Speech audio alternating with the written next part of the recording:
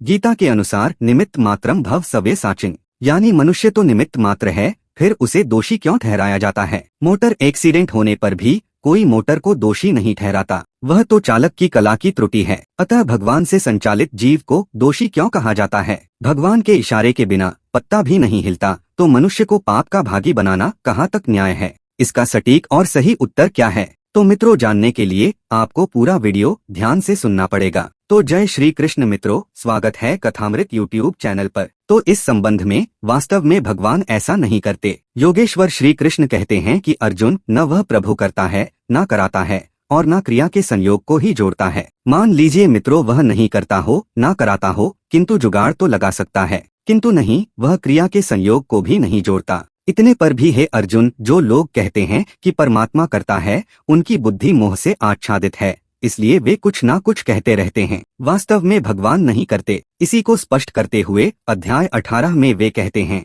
कि शुभ अथवा अशुभ प्रत्येक कार्य के होने में 5 माध्यम हैं: कर्ता, करण, नाना प्रकार की चेष्टाएं, आधार और दैव। यह मन करता है। जिन साधनों से कर्म किए जाते हैं करण कहलाते हैं। यदि शुभ कर्म करते हैं तो विवेक, वैराग्य, शम, दम, एकांत, देश का सेवन, धारावाही चिंतन, प्रवृत्ति, आर्जव इत्यादि करण हैं। इनके द्वारा हम उधर प्रवृत्त होते हैं। यदि अशुभ कर्म होता है तो काम, क्रोध, मद, लोभ, मोह, मत्सर, अनंत चेष्टाएं इत्यादि करण होंगे। इनके द्वारा ये कर्म रूप लेते हैं। इच्छाएं अनंत होती हैं, चेष्टाएं भी नाना प्रकार की होती हैं, लेकिन सबकी पूर्ति नहीं होती। उनमें से जिस इच्छा के साथ आधार मिल जाता है, अनुरूप वातावरण मिल जाता है, वही आधार है। और 5वां हेतु दैव है। दैव होनी या प्रारब्ध को कहते हैं। शुभ या अशुभ कर्म के होने में बस ये 5 कारण हैं। फिर भी जो कहता है कि कैवल्य स्वरूप परमात्मा करता है, प्रेरक है, वह अविवेकी है। वह यथार्थ नहीं जानता, अर्थात भगवान नहीं करते। महाभारत के युद्ध में उस 18 अक्षौहिणी जन समूह में जो महाभारत की गणना के अनुसार लगभग 40 लाख होता है, वर्तमान गणना के अनुसार 6 अरब होती है, केवल अर्जुन ही भगवान का निकटवर्ती रहा, जिसके लिए भगवान स्वयं ताल ठोंक कर खड़े हो जाते हैं। निमित्त मात्रम भव सवे साचिन, हे अर्जुन तू निमित्त मात्र बनकर खड़ा भर रह, करता धरता तो मैं हूँ। मैं निश्चित कहता हूँ कि तुम्हारी विजय होगी। तेरे लिए मैंने पहले ही इनको मार रखा है। भीष्म, द्रोण, कर्ण इत्यादि सभी मेरे द्वारा मारे जा चुके हैं। इन मारे हुए को तू मार और यश प्राप्त कर। अब लीजिए, एक स्थल पर कहते हैं कि कैवल्य स्वरूप परमात्मा को कर्ता मानने वाला मूढ़ बुद्धि है, अविवेकी है, उसकी बुद्धि मोह से आच्छादित है, वह यथार्थ नहीं जानता, अर्थात भगवान नहीं करते। और यहाँ भगवान स्वयं खड़े हो गए कि हे अर्जुन तू निमित्त मात्र बनकर खड़ा भर रह, करता धरता तो मैं हूँ। मैं प्रतिज्ञा करता हूँ कि तुम्हारी विजय होगी। मुझ पर भरोसा रख, मेरे आश्रित हो जा। तो मित्रों आखिर वह महापुरुष कहना क्या चाहते हैं। वास्तव में भगवान और माया के बीच में ग्रेविटी है, एक रेखा है। एक निर्धारित अवस्था तक माया प्रेरणा करती है, उसके पश्चात ईश्वर प्रेरक हो जाता है। साधना के सही दौर में पड़कर निर्धारित सीमा पार कर लेने पर ईश्वर प्रेरक हो जाता है। जब तक साधक माया के क्षेत्र में है, तब तक उससे प्रत्येक कार्य के होने में न्यारे न्यारे करण ही माध्यम हैं। किंतु जब साधक माया की परिधि पार कर लेता है, ईश्वरीय आकर्षण क्षेत्र तक पहुंच जाता है, ऐसे पथिक की बागडोर इष्टदेव अपने हाथ में ले लेते हैं। ऐसे भक्त के लिए वे स्वयं कटिबद्ध रहते हैं और यहाँ तक कि जहाँ भगत मेरो पग धरे, तहाँ धरूं मैं हाथ, पाछे लागा सदा रहूं, कभू न छाए साथ। इस अवस्था के पश्चात यदि कोई पथिक स्वयं पतित होना चाहे तो हो नहीं सकता। भगवान उसे पतित होने ही नहीं देंगे। वे बचा लेंगे, जैसे नारद को बचाया। अर्थात उस सीमा के पार होने के बाद भगवान ही करते हैं।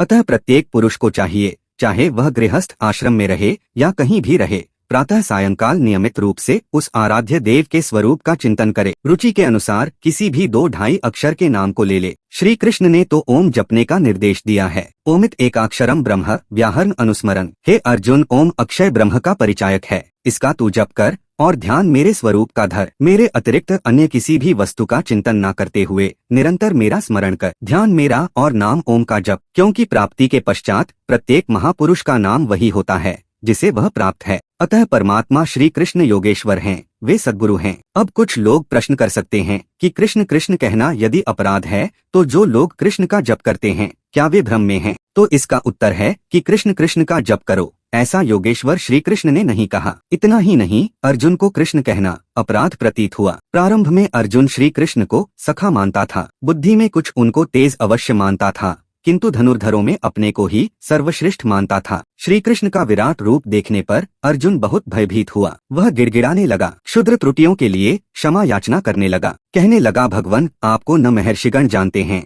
और न देवता ही जान पाते हैं, क्योंकि आप ही सबके आदि कारण हैं। आप स्वयं ही अपने आप को जानते हैं। मैंने कभी आपको हे सखा, हे यादव, हे कृष्ण कहकर संबोधित किया था। इन त्रुटियों के लिए आप मुझे क्षमा करें। पिता जैसे प्रिय पुत्र की भूलों को क्षमा करता है, सखा जैसे सखा की भूलों को सहन करता है, इसी प्रकार मेरी उन त्रुटियों को भी आप क्षमा करें। जब अर्जुन ने ऐश्वर्य विभूति युक्त उस परम स्वरूप को देखा, तब उसने महसूस किया कि ये ना कृष्ण हैं, यानी ना काले हैं, न गोरे, न सखा हैं, न यादव, यह तो अनंत, अव्यक्त, शाश्वत, सनातन, परात्पर ब्रह्म हैं। इस प्रकार अर्जुन ने कृष्ण कहने की अपनी भूल के लिए क्षमा याचना की। यह तो अर्जुन की अनुभूति थी कि कृष्ण कहने में उसे संकोच हो रहा था, क्योंकि वे रंग रूप से परे हैं। कालांतर में भाविक भक्तों ने उनका नाम भी जपना आरंभ कर दिया और अपनी श्रद्धा और विश्वास के अनुसार उसका फल भी पाते हैं। तो ईश्वर का कोई भी नाम श्रद्धा और विश्वास से जपने से निश्चय कल्याण होता है। अतः श्रद्धानुसार कोई भी 2-2.5 अक्षर का नाम ओम, राम, शिव, कृष्ण में से ले सकते हैं। उसका चिंतन करें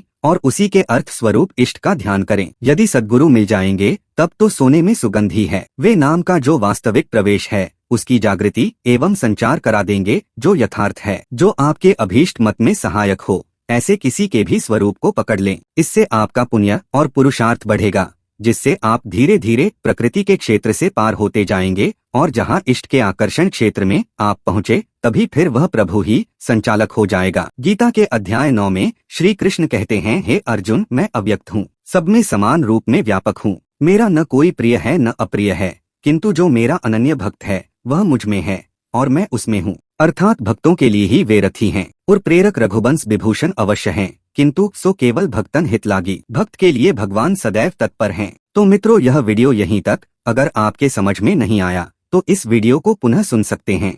और कथामृत को अगर आपने सब्सक्राइब नहीं किया है तो जरूर सब्सक्राइब करें। जय श्री कृष्ण, जय श्री हरि।